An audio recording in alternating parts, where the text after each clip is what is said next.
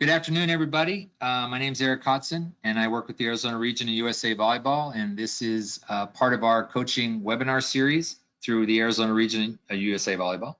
My guest tonight this season will mark the 4th year for Carlos Moreno with the ASU Sun Devil program and his 3rd as associate head coach. He was previously with Southern Mississippi University and came back to the United States after being the head coach of the University of Sao Paulo women's team for 2 years in his native country of Brazil.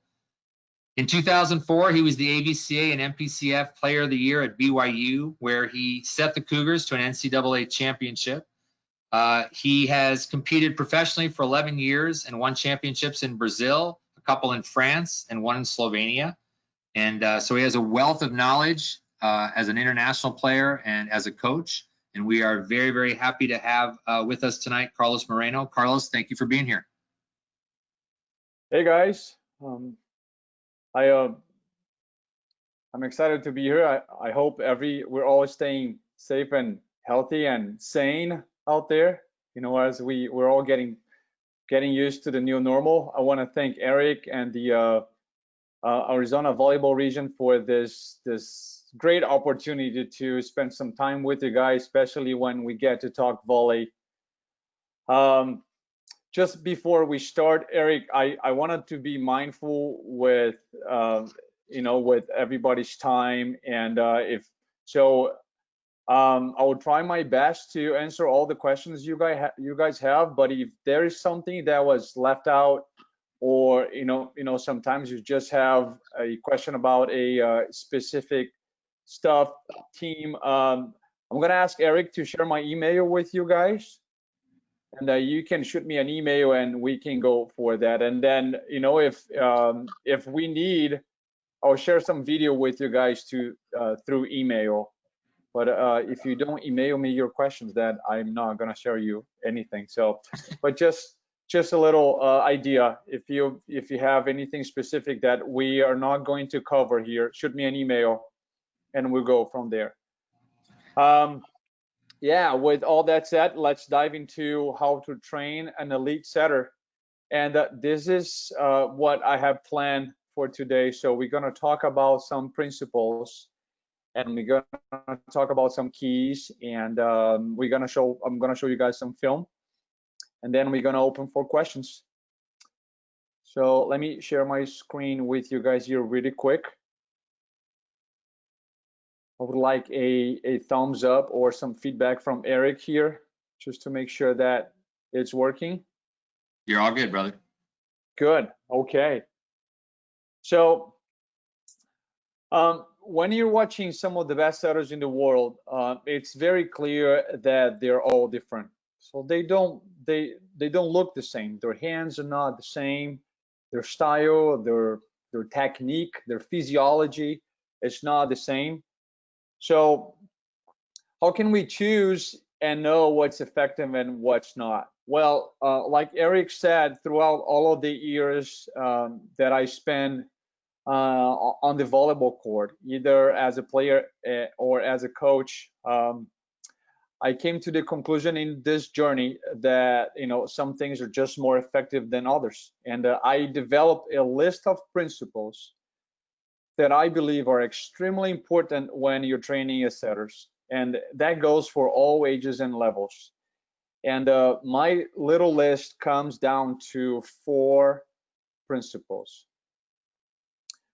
So the first one is responsibility, and it's about understanding the demands of the position. I think that's the biggest thing. Being a setter is not for everyone. And if you're picking your setters because they are the shortest or they have the weakest arms, or if you're just looking for someone to redirect the ball at your team or be like a facilitator, I think you're gonna be in big trouble.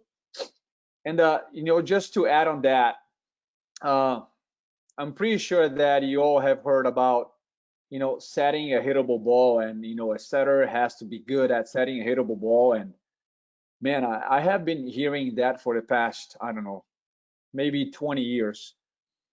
And I think that's okay for really young levels. But when you say that to an older setter, I think you're kind of downplaying the responsibilities of the setter, So my question for you here is, in basketball, for example, do you tell your point guard to pass a shootable ball, or do you tell your quarterback in football to throw you a catchable pass? No, because your offense needs to know how fast and how high and where the ball is going. So for me, when we think about the word responsibility, I think about the word accuracy. And for me, because every set has the right pace and has to have the right arc and the right height. So good setters, they're accurate with the ball. The set goes to where they want, how they want, with the tempo they want. So for me, if you want to summarize responsibility, would be, setters have to set the offense with great accuracy, with tempo and rhythm, and give the attackers just good opportunities to swing. I think when you have that in mind and when you understand that, I think you can really separate, the people that can have the ability to set a ball and being a real setter. Number two here for me is you got to be good overtime. So the best way to train that is to have simple mechanics. And again, when you watch great setters, you don't see a lot happening. There is not a lot going on with their mechanics. They run to the ball, they bring their hands up, they're extending their arms with open hands, and simple is repeatable. It's also effective. So sometimes we just want to be great in a hurry. So being consistent takes time and a huge amount of reps. Number three is awareness.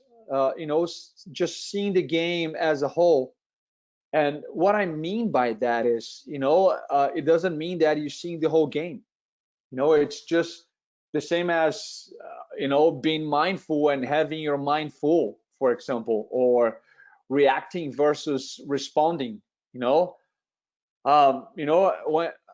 and I believe we have all been there. Like, let's say you're playing a game, your team is playing a game, and you were their coach, and you ask for a timeout, and you tell your setter, listen, we are gonna run a quick here on a good pass, and you feel really good about your game plan, and your team gets back to the court, and they serve your team, and your passer just he shanks a pass. So you see your setter running to the ball, and she's trying to get her hands to the ball, and she's dropping down her knees, and she's forcing the quick, and your middle is not even approaching. You're like, oh my gosh, what are you doing? How can you not see that? So great setters, they have the ability to filter all of that information, to block the noise and recognize, what's important in the moment, what's possible in the moment. And then on top of that, you need to make the right choices, and you don't have a lot of time. You have to analyze and make a plan and execute. And, at the end of the day, if you think about it, anybody can run and set a ball, but making the right choices is hard. So that's why the setter has to be trained and developed not only physically, but mentally too. And great setters, they execute the fundamentals without mental mistakes. That's where the magic really happens, and this is why most setters, they achieve their best as they get older. The ability to see and read the game comes with time and experience. So with all of that, how do we train that? How do we do that in our gym? So at Arizona State University, we like using lots of external feedback. And the research, as some of you guys know, says that external focus, affects motor learning by directing the attention to the outcomes of the actions instead of the actions themselves. So, we use a system that I believe simplifies the way we teach, which is we break down the skills into little chunks that we like to call keys. And we really like the system because they're easy to memorize, they're easy to remember, and they're just simple to execute. So as you can see on my screen here, we have 4 keys, and we start from top to bottom, meaning we like to go over hands first. And I strongly believe that really good hands are gonna make up for bad feet. So key number 1 is frame. And if I would define the concept of frame, would be bring both hands up early at the same time, like a unit, on the top of your forehead. And your hands, they have to be ball shaped, and your point of contact has to be high. Well, that's not very simple or easy to memorize. So we like to use the word frame. And when I'm explaining that to our setters, I like to show them images or videos of how that should look like. Sometimes I demonstrate while I still can, especially because volleyball is a visual motor sport, and showing your players is going to be much better than telling them what to do. Our key number 2 here is guide. I like to use guide as a concept of redirecting the ball as you follow through. And we want the setters to have an even extension and finish the set down the target line, or what we like to call the arc. You can easily measure the strength behind the ball when you think about guiding. I'm guiding a ball. And I often use the analogy of the handgun and the sniper rifle. The sniper rifle is more accurate. Again, accuracy is more accurate because it guides the bullet longer with speed. So I really like that. Number 3 is track. So the concept here is see and respond, especially because we don't want to be reactive to what happens around us, especially if you are a setter. So the word track, it's great because it's about what you see, and a lot of times what you see is going to define the way you respond. And a big part of the setter's eye work is reading the pass. And we really emphasize to our setter to really see the passer's arms or platform on contact, when they're passing, especially on serve receive. And this is going to help your setters to calm their feet, to stay neutral and balanced and ready to move. I see a lot of setters, they like to charge the pass, and we don't want to do that. So we want our setters to follow the ball from the serve over the net to the passer's platform, reading the pass, facing the passer, facing the ball, and finishing square to the target. So again, just one word here that summarizes the whole concept. And then rhythm. This is maybe one of my favorites. People just like music. We like rhythm. And I'm pretty sure you guys, have you ever watched the setter move and you thought, something's just off? Okay, no, she has no rhythm. And I believe the best way to have a good rhythm, it's a good way to develop good rhythm is to have a good relationship with your right foot. We want our setters to finish left, right, left, right. So those are the keys. And you might ask me, are you flexible with the keys? And I'm gonna tell you, in the past I wasn't, but I figured out that the keys are for the players, and the keys have to mean something for them. They have to be meaningful for the athletes, so the keys, they gotta make sense in their heads. So I'm okay with alternating the ways we say the same thing until they get it, because they, at the end of the day, they have to do it. And and I know what I know and I see what I see, but I'm not the one doing it. But so far we really like our keys. And the beauty of those keys is that you can use them at any ages and levels. The concepts are easy to explain, they're easy to remember. And if you can get the athletes to pay attention and be intentional about those keys early, good things are going to happen. So how can we use that in practice? The best way to train your setters is situation volleyball, and then you just add variabilities. We like to start in our gym with what the research call blocked practice, and it's okay. And then very soon after of course we establish all the concepts and foundations, we want to get to deliberate. And so situation volleyball and add variability. So we like to call that engineering your environment or the setter lab. We are always looking for ways to get better and challenge our setters. So we don't get our mindset on one or two things. We're always looking for better ways to get better. So you can see here a progression that goes 1 through 10, and this is how we start.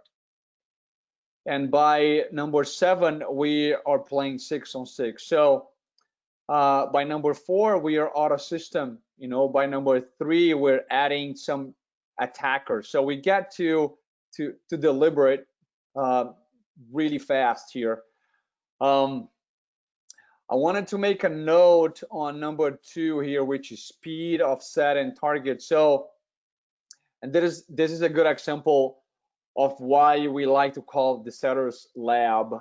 And the research calls that method of amplification of error, which is, as the setters are working on their hands, we intro the speed and targets before we talk about feet.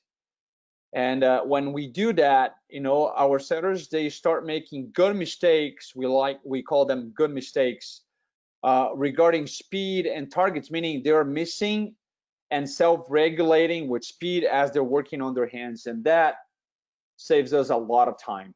So just a note for coaches out there.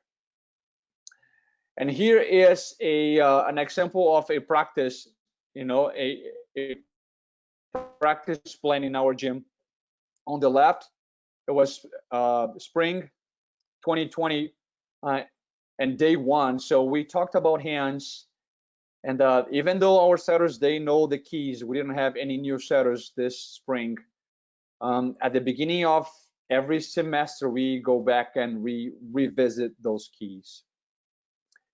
And when you help your athletes to relearn or learn a second time, you're giving them the opportunity to recognize little nuances here and there, and as they're getting better. So it's okay to repeat yourself, guys, over and over again, And then here on the right, you can see that by day 8, so maybe a week later, and by day 8, we revisited all the keys, and we're going down to that list, and we added rotations, out of system, and attackers. We also like using a whiteboard in practice, so the players will know what's the emphasis of the day and what's the emphasis of the drill. And we like to show them that, and so when they see that, and I think it's, as a player, it's really important. So you prepare your mind and your body to what's coming, so we show them, okay, so here's what we're doing and here's why, and let's get to work. So here's an example of something that we would do on day 1. So here's our setter, Noah Miller, and as you can see, it's pre-blocked, and we're working on setting short distance, and she's working on hands, and as you guys can see, we have targets up there, but she's missing, and I really don't mind. We're talking about hands, and we had a middle just in this small group because she needed some reps. But then on the same day, look, we added a passer. And and setters need to read off live passes. They got a set of live passes, and this is important. And I wanted to take a look at my reactions here. So I'm giving the setter a feedback every time after every rep. I'm close to her and I'm talking to her all the time. We all have our styles to coach. And then this is day 8 maybe, and we're going live here. And this is a drill that we really like. We call ball setter, ball hitter, and our head coach is bouncing a ball, and our setter Noah Miller on the other side, she's working on out of system sets. And I wanted you to take a look at myself, and I'm all the way in zone 5. And as we go live and we are adding variables, I kind of back off, and I like to let the setters self-organize and self-regulate. So again, when we were working on small groups, a ton of feedback, and as we're going live, and the setter has to analyze, and a lot of variables that are being added, I kind of back off. And I think that's super important. And then after you coached your setters on how to move and what to see, we got to develop an offense. And just a few thoughts before we go to where do you want to pass and where do you want to set. When you're developing your offense, I think you gotta play to your reality.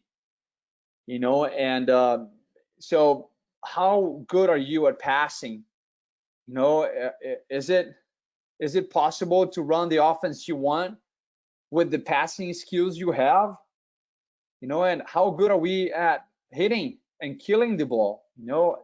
Your ability to side out is a huge factor. So just to add on that, I think that's why we want to build our offense from the outside in. And I'll make sense in a second here. And this is super important. So at the end of the day, we wanted to get good at what happens most often.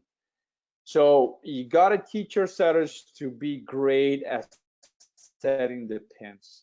And again, the numbers are the numbers.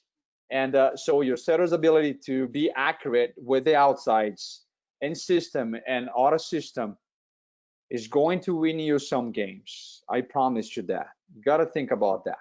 So where do you want to set? Our passing location is just off center to the right.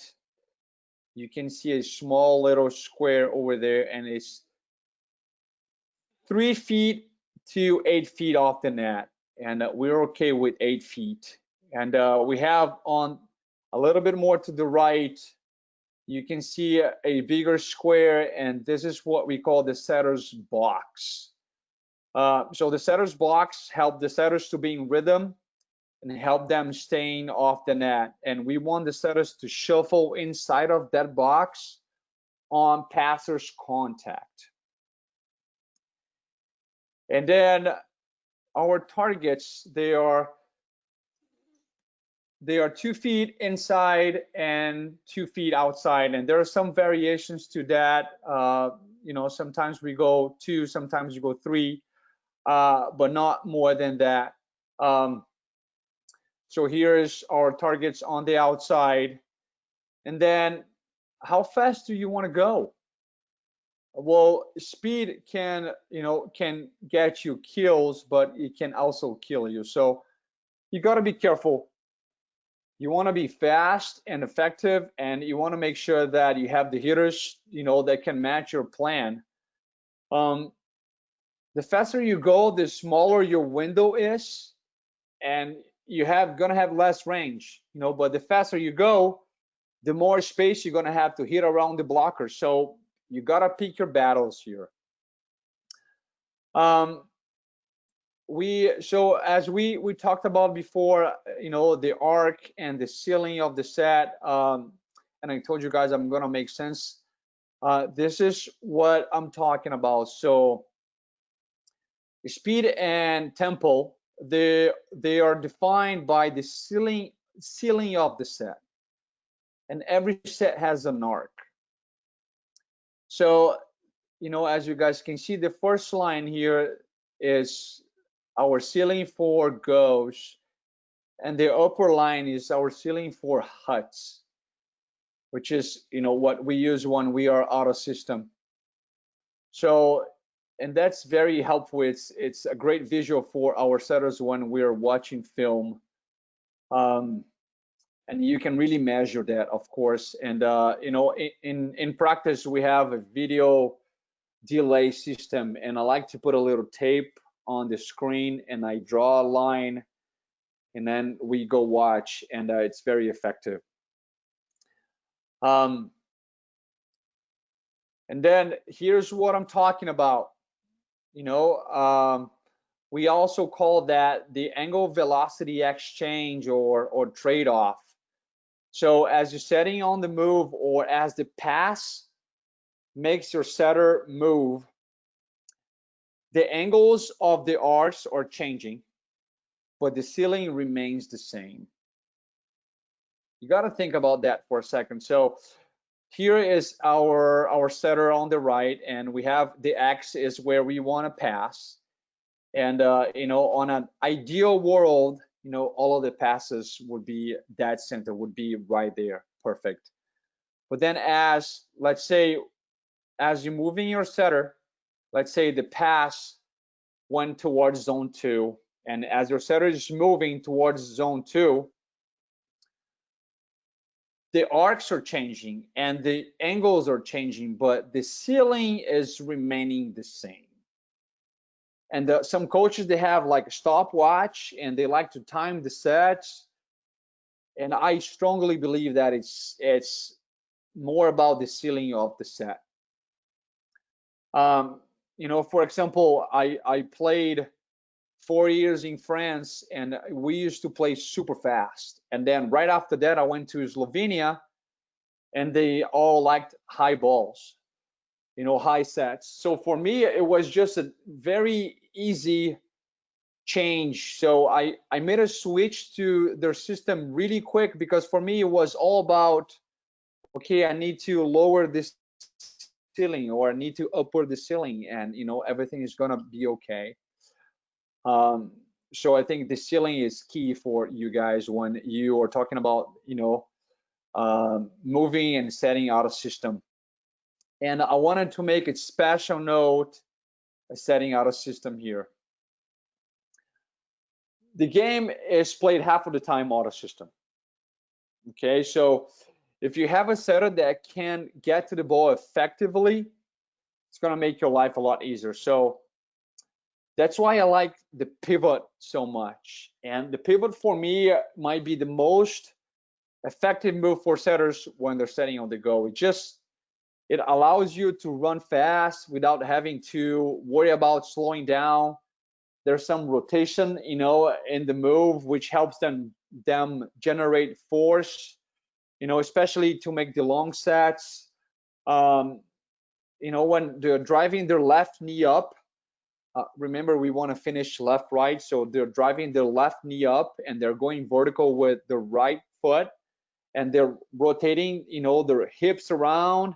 Just allows for a better access. It's just a dynamic move. And when we are out of system, good setters, they have to know what's possible, and in the moment, and what's not, because their job is to keep our offense in tempo. So I'm giving you guys a little visual here, and inside of the blue zone, we are going to use the antenna as a reference, and we're going to keep the ball in front of the hitters. And then when we are in trouble, which means inside of the red zone, we're going to use the poles as a reference when setting. And then anything beyond that, or if your setters needs to take more than 5 steps, they should be bump setting. And another thing about auto system, your setters need to learn how to run their offense with their voice. Setters need, I like calling a name. And I would strongly suggest that you stop having your setters use the word help or set it out, because when you ask for help, well, help never comes. And then the ball goes up and the setter yells and everybody looks around and the ball hits the floor. And it happens in all levels. So I like the setter that runs the offense with their voices. So, she's going to say, Susie, set Claire a goal here. And I think that's great. And here's a little visual for you guys of what I'm talking about. Here's our setter, Noah Miller, and look at how she is guiding the ball towards the antenna. So she's using the antenna as her reference here. She's keeping the ball inside. We're taking some nice swings on the outside. Look at how she's guiding the ball here, guys. This is such a good move. Look at when she is rotating like that. She doesn't need a lot of power. She's just placing the ball. That's such a good set. Here we go again. Even though that set was a little bit inside, look at that, using the antenna as a reference. And we're taking some good swings.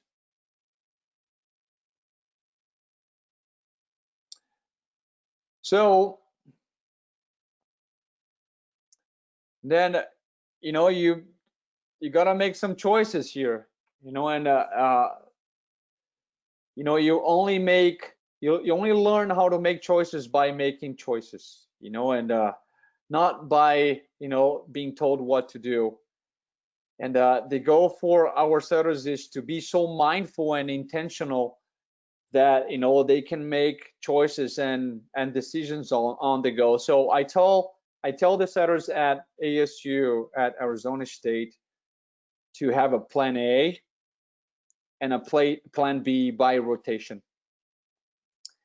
And we need to develop attack points in each rotation, meaning we want to have all 4 attack points all the time, both pins, a quick and a back row attack. Then when we have all 4 choices, we're going to choose, by personnel first and then by situation. And I think that's super important. Who is your best hitter here? Who is your best choice? Your personnel. But sometimes she might be on the ground. So there is a situation that you're not going to be able to set your best hitters here. So what do you do? So again, our setters, they have to be mindful and intentional about all of this information. I'll give you guys another example. When I was playing in Greece, I played with an opposite, with a right side, that at one of the games we played, he scored 55 points. So I didn't need to have an A plan, a B plan, a C, a Z plan. Sometimes you don't have to analyze the options too much. He was on fire, and I kept on feeding him, and he scored 55 points, and we won. So, you got to be aware of that. And then, one of my favorite coaches is Jim McLaughlin. And he likes to say that every point has a life of its own. I think that's just beautiful. And we want to teach our setters to start and finish every point. We want to make a plan, we want to execute, and then we want to collect information and reset and use that information to go play the next point. When you're playing at a high level, everybody scouts everybody. And of course, we have a game plan. We start with a game plan, but by the half of the first set, everybody adapted already, and everybody's making changes. So, that's why I think not only the coaches, but your setter's ability to collect information throughout the rally resetting and using that information is key. Here we go, another visual for you guys here.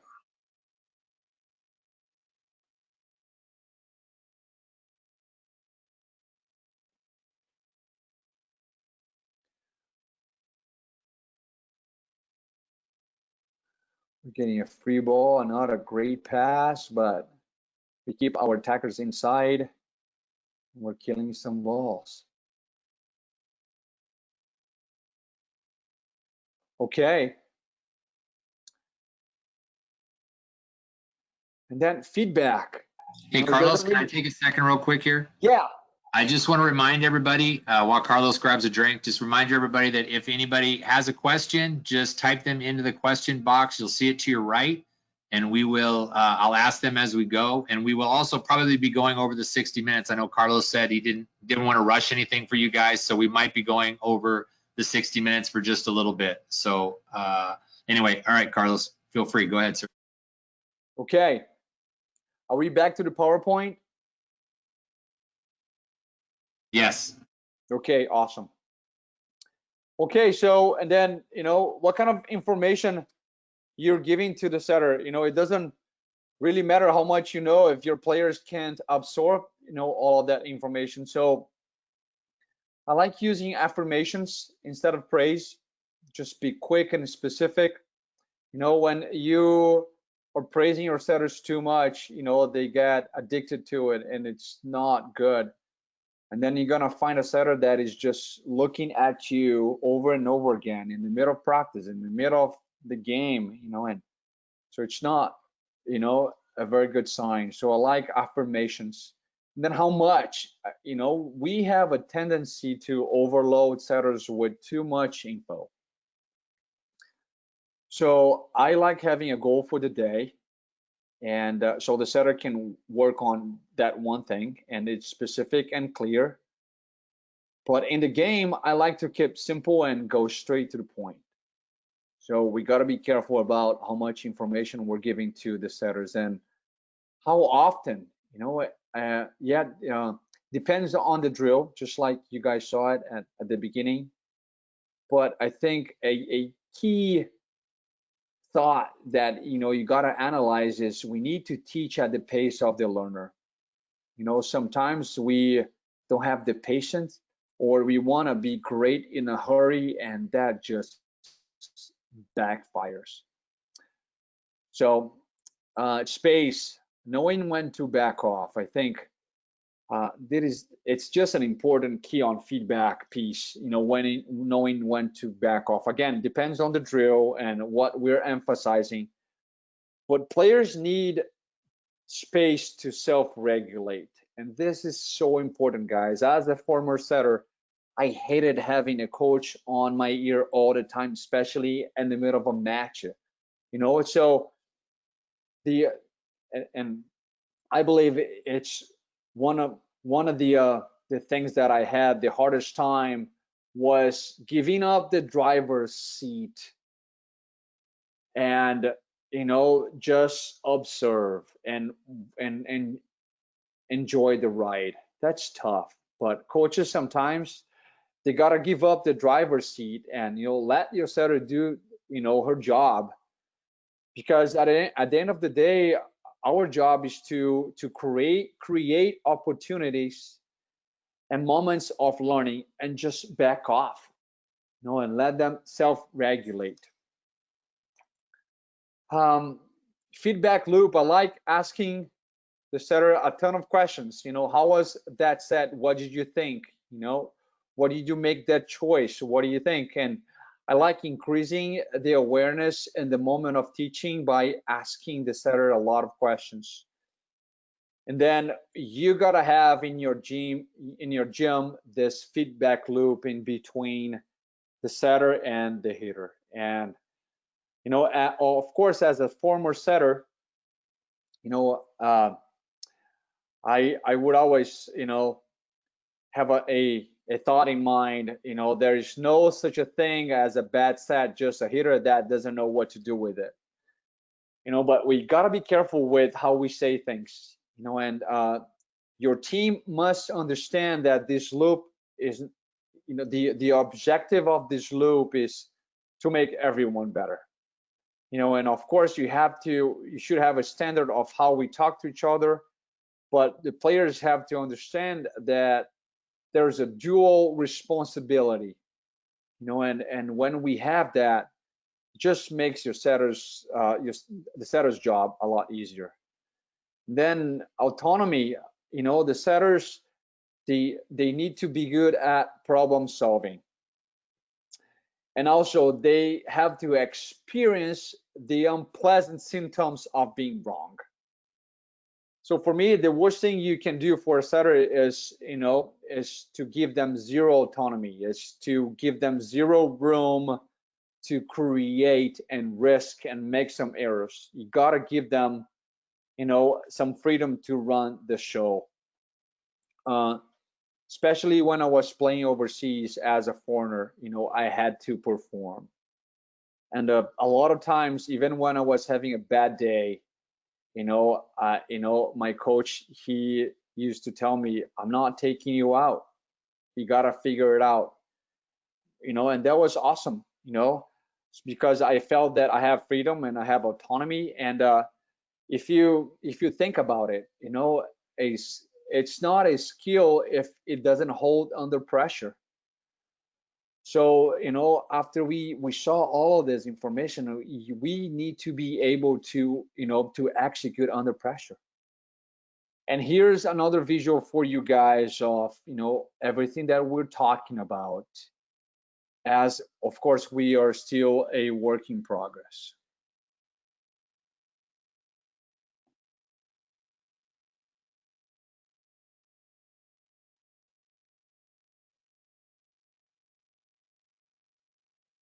And then remember when we talked about how we teach hands first and then feet, and how we go from top to bottom?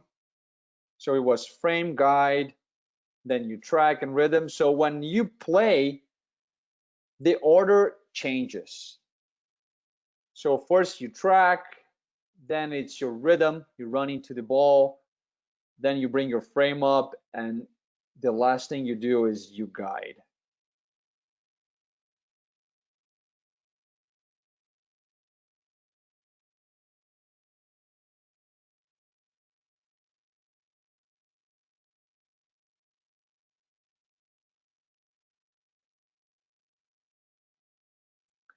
I'm gonna show you guys that one more time. Here we're playing against Cal. Look at how Noah is guiding this ball all the way.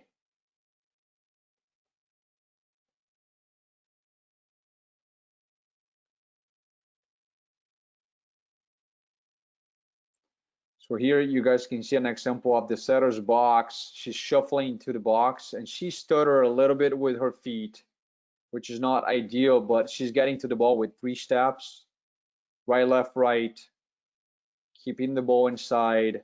Here's another example of how we change the ceiling here. So here we are in trouble and we up the ceiling to give our right side just more range.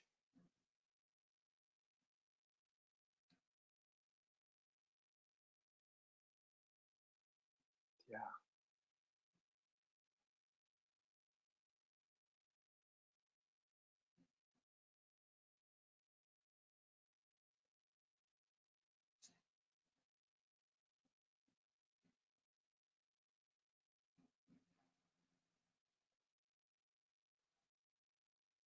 That's a sweet set.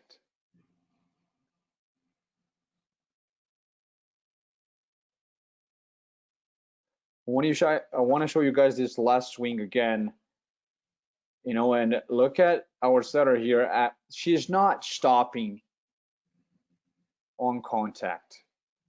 So she's getting to a rhythm, and this is super important. Usually a lot of setters, they get stopped and then they have to redirect, which, they're gonna get to that ball too late. So she gets into a rhythm here. She doesn't get all the way to the box, but she gets into a rhythm. Let me show you guys that again.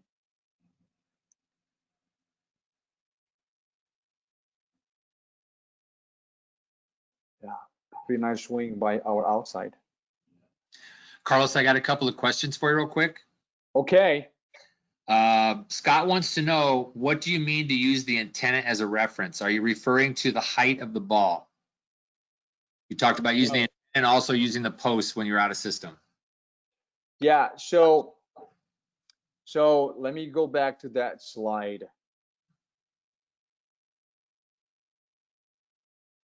So the height is when we're talking about ceilings, right? So that's the height.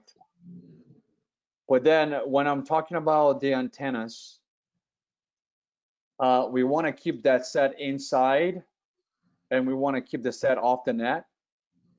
So if we are in trouble and we're setting this ball out of system, okay, and if we keep the set too off the net, our attackers are going to be in trouble. So we want to keep that set inside and still off the net. We don't want to set too tight.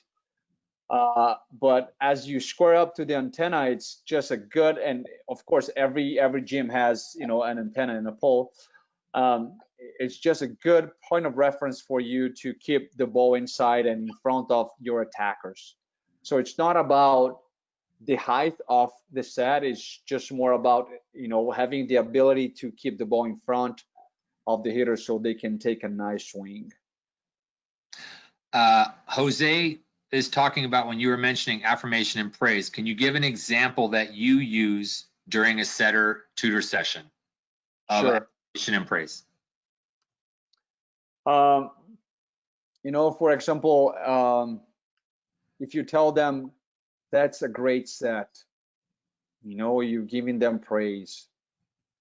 And but you know, and the setters, they don't know what they did right, but it's really nice to hear. So that would be an example of praise, you know. But when you get specific about, hey, you're guiding this ball all the way through the target, or you're guiding this ball all the way through the arc, and look what happens. This is great. You know, I think you're giving them affirmations about their movements. And it's specific, and they know what they're doing, and they know why you're telling them that. Or, you know, on the other side, if you tell them it's just a bad set, well, how do I fix it? You know, but then if you tell them, listen, you know, your frame is up too late. You know, so just be aware of how, you know, how fast or how early you bring your frame up. You know, so just a little bit of affirmations are just based on information, the information you give into them. So if you're quick and specific, you know, and you know, you take the feeling part out, it doesn't become addictive, you know, and it's just mindful. So I don't know if I'd answered his question or not, but. Okay. And in a weird way, Scott and Becca asked almost exactly the same question. How do you know when the setters are ready to run the show? How long do you let them go before before you as the coach has to step in? Is it on points? If you're ahead or behind, when do you grab the reins back, or do you? You know, I'll give you an example. My son, he's 2.5. He likes Legos a lot. And I like Legos a lot too. So when we got him a box, you know, I told him, listen, look, you know, how cool this is. And I put this car ready for him. And it was awesome, but you know, what did he learn? So I kind of like robbed him of the reps and the struggle, you know. So is he ready for another set of Legos? No, I am, but he's not, because so he needs to go through the process. And you know, of course, you know, we, you know, at the end of the day, we, you know, we like winning, and you know, and we got to win. But you know, if you're winning and your setter doesn't know why, and if she doesn't understand the principles and the keys, it can you're not going to be good over time. So you need to have some patience, and it takes time. So for the setters to go through the process. But I think we all have a threshold. For example, at Arizona State, we have two really good setters. But we don't like to keep them. We don't like to make a switch very often. If you won the battle in the middle of the week and you're going to start this match, we're going to give you, lots of opportunities to create, to take risks, and make errors. And then if if your errors are just like mental errors, if you don't know how to fix them, if your body language is not great, or if your choices are not great, I think then it's time for you to take a break. So I think it depends on the level you're playing and the situation in the games. But your setters are only going to know or learn by game-like reps. That's the only question we have for now. So go ahead and keep going with your presentation, sir. Okay, Eric, I don't like when you call me sir, but here we go again. And this is something that I want you guys to analyze and think about it. Get to know your setter. The better you know your setter, I think, the best you can relay information to them. And what are their goals, and how do they learn? Share your vision with them, and ask what's important to them as a person, and how do they like to be coached. My very last year, I played volleyball in France, my very last year, and we won the championship. And our coach was just a jerk. And we won, and and it was awesome. It was great, but I don't think my experience was as good, just because my coach was, he seemed that he didn't care about not only the setter but everybody else. So I really think that establishing and developing a relationship not only with your setter but with your players, I think it's super important, because at the end of the day you got to push them, and you got to do it because you love them. So that is all I have. And Eric, I am ready for questions. So all right. So again, fire if you away. let's see. Eddie wants to know, what advice can you give for one-handed setting situations? And is that something that you guys practice? And if so, what type of drills do you use? Okay, I think you get good at what you emphasize. And then, how often does that actually happen? If it happens all the time, maybe, the target that you have for your passers are just too tight. Maybe you need to work on your passers, and tell them, hey, we got to pass off the net here, because a one-handed set is just tough. And then at the same time, we have at ASU, we do a thing that we call Fun Fridays. And I like to mix it up. And once in a while, I tell them, hey, we're going to practice only dumping here, and we're going to practice only setting with one hand. And I throw them, I throw at them some really tight passes, and we have a little fun, and we get some reps, and we learn something, but we don't spend a lot of time in it.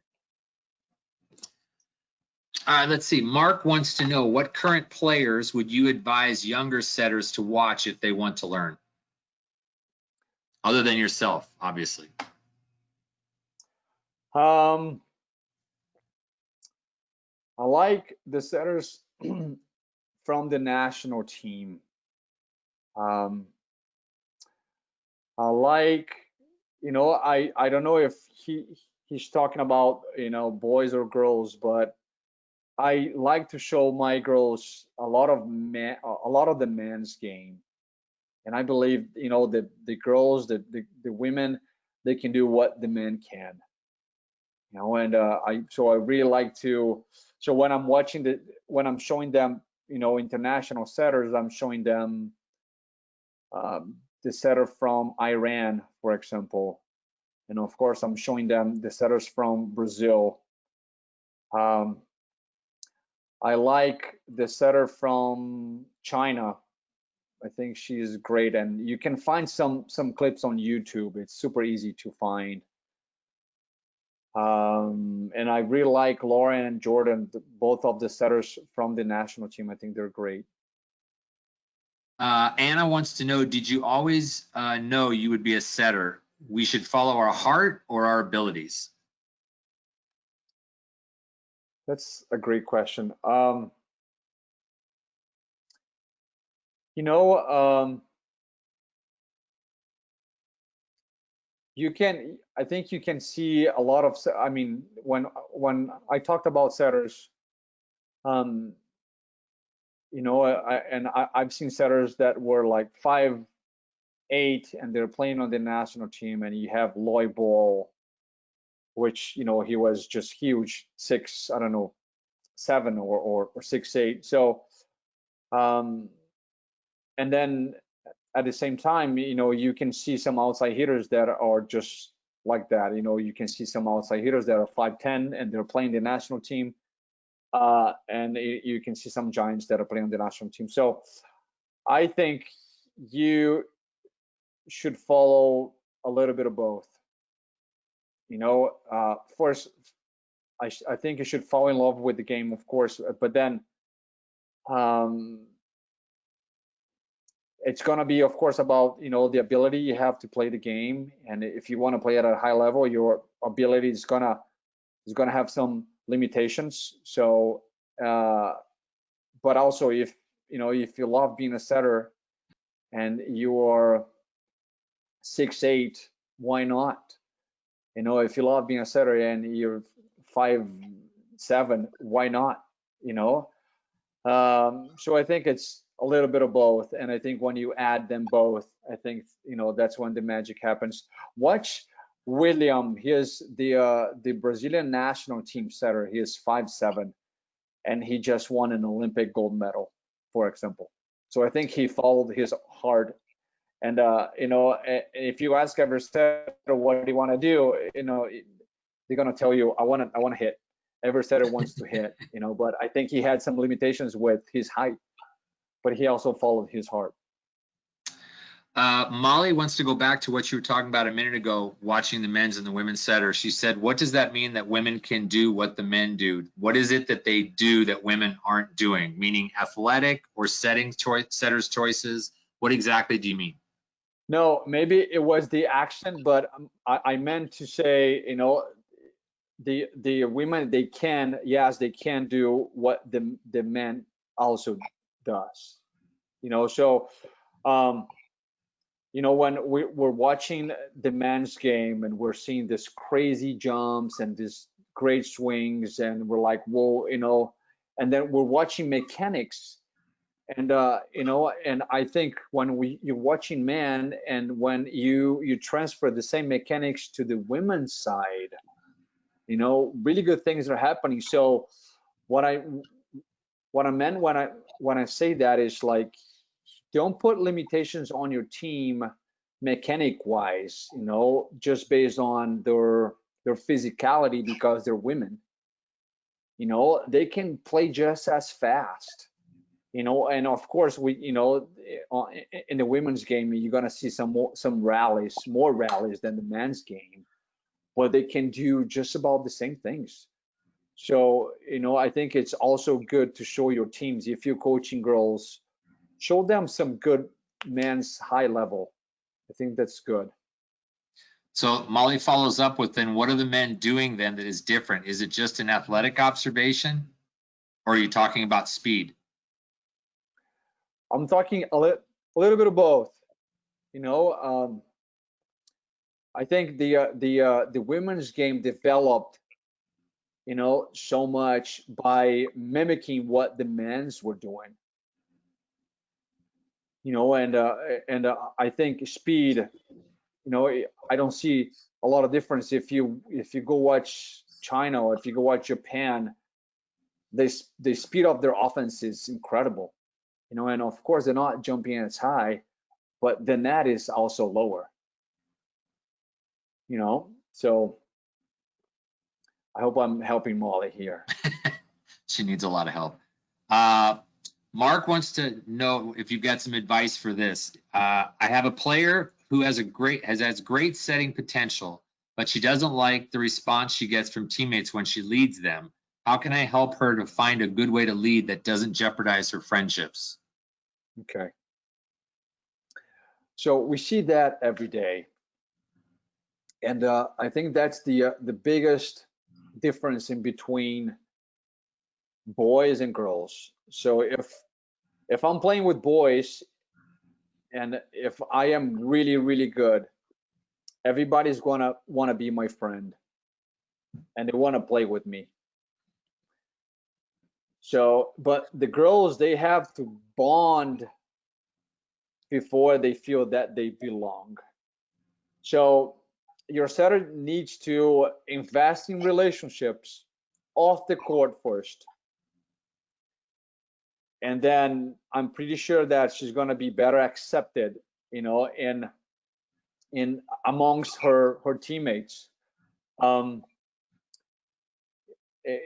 we see that every day, like, why you looking at me funny, and like, you don't like my hair color, but if I have a good relationship off the court with my teammates, I'm not gonna be facing a lot of those issues in practice. And knowing what how to talk to them, I think it's an art. Some players, they just need a hug. Some players need a slap in the face, and then they're gonna go out there and play. So you need to get to know your teammates, and the better you get to know your teammates, the better you can lead them. Jose was wanting to know if you had seen that interview with Chris McGowan and Andrew Strick on one of the gold medal squared webinars that they had. In it, Andrew Strick, I don't know if you know, he's from University of Tennessee, he's a motor learning guy. He said recently that video delay redirects the learner to internal focus of attention. So Jose is wondering if you saw that and if you had any comments on that. Yeah, I have not, but I would be willing to read on about it, and yeah, and I think not only us, but everybody in the nation uses video delay. So I wonder how would that relate to internal focus. But yeah, well, I think part of it was, I think, Jose, if I remember right, because I remember watching it, was that it was the younger the athlete, because when a young athlete watches themselves on video, they tend to see all the things they do wrong, and they sort of self-internalize, whereas the older athletes who has been through it before and done it a lot of times is able to kind of see past that. So, but I think he was just asking if you've noticed that maybe when you're working with your setters, do they have some sort of an internal focus when they're looking at themselves, or have you noticed that before? No, but I'm very interested in that. I think the lowest way for you to teach is to tell them what to do. You gotta show them, but then they gotta go out there and do it. And a lot of times, the players will say, well, I don't feel it. And you tell them, listen, you're doing this, and I want you to fix it. And if you tell them, listen, your hands are not even, and maybe your setter is going to tell you, I don't feel it. And then when you show them on video, they're like, whoa, oh, okay, so that's what I'm doing, and this is how I have to fix it. So we have been using video delay a ton, and I think it's a great help. Yeah. And Jose, and I'll throw this in there, one of the other things I heard from another webinar was to have, for example, Carlos, you would have your other setter watch Noah and help her watch, you know, both of them would watch, and then she would critique Noah, and then Noah would critique the other setter. So it wasn't necessarily them looking at themselves. It was being given feedback from another teammate, which also helps that relationship. So totally, yeah, I like that a lot. That's a good call. So we are, oh, hold on. Oh, no. Jose was just saying thank you. So we have kind of reached the end here. We're a little bit over, and I apologize to everybody for going over a little bit, but it was really, really entertaining and good stuff. Carlos, why don't you give them your contact information, if you want to give them your social media, and also, do we have any information on camps for Sun Devil camps at this point? Yeah, we don't have any information on camps yet. The camps at ASU, they have been canceled. We're trying to find another venue to run camps, and hopefully we're going to be able to do it. So follow us on Sun Devil Volleyball, and on Instagram and Facebook and Twitter, and we should be updating that very soon. My email is Carlos Moreno at asu.edu. Super easy, all together. And social media is CM, so C Moreno Volleyball. So at C Moreno VB. Super easy to find. And I'm not, on it all the time, so don't expect me to be tweeting all the time. Once in a while I'll throw a picture of my family there, but yeah, if you have any other questions or anything that is specific that you want to ask that we didn't go over, feel free to send my way. And if I'm not able to explain by writing, I'll send you some video too. That sounds great. Carlos, can't thank you enough. Very, very appreciative, and it's really, really good stuff. So thank you very much. I want to thank all the attendees also for coming and enjoying this. Tomorrow night, don't forget, we have a pretty special presentation with Lisa Stuck from GCC and Regina Mannix from SCC, the last two people from from Arizona to win junior college championships, and they're going to talk about their seasons, how they both started off a little rough, and they were both able to turn it around. So that should be pretty fun. And other than that, Carlos, again, thank you so much for your time. Gil, thank you for your IT expertise, and hopefully everybody will see you tomorrow night. Thanks so much. Appreciate you guys. Best of luck. All right, take care.